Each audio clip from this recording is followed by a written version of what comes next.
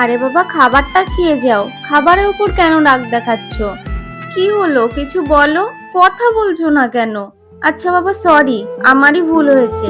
Sorry বললেই কি সবকিছু ঠিক হয়ে যাবে? আরে বাবা, ঝামেলা মিটুক চায় না মিটুক, আমরা কি আর কোনোদিনও কথা বলবো না? বরঞ্চ কথা বললেই তো ঝামেলাটা মিটে যাবে। দেখো, আমি তোমার সাথে কোনো রকম কথাই বলতে চাই না। হ্যালো, হ্যাঁ বল। এই শোন না, একটু তাড়াতাড়ি রেডি হ না, চল একটু বেরোবো। কি রে, আজ হঠাৎ কি হলো? আর বলিস না, বাড়িতে বউয়ের অত্যাচারে আর কিছু ভালো লাগছে না। চল না, কোথা থেকে একটু খাওয়া দাওয়া করে আসি। ঠিক আছে, আয় তাহলে। আচ্ছা ঠিক আছে। হ্যাঁ মা, বলো। কি রে মা, কি করছিস? খাওয়া দাওয়া হয়ে গেছে? না, এখনো খাইনি। আসলে ও আমাকে ছাড়া একদম খেতে পারে না, তাই ও আসলেই খাবো। আচ্ছা মা, রাখি। হ্যাঁ, ও চলে এসেছে।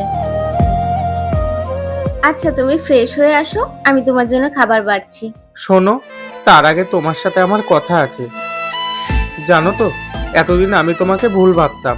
আমি ভাবতাম তুমি তোমার মায়ের সাথে ফোনে কথা বলো আর আমার নামে নিন্দা করো। আজ আমার ভুলটা সম্পূর্ণভাবে ভেঙে গেল গো। পারলে আমাকে ক্ষমা করে দিও। নিন্দা? একটা কথা কি বলতো, একজন স্ত্রী তার স্বামীর সম্বন্ধে কখনোই নিন্দা করতে পারে না।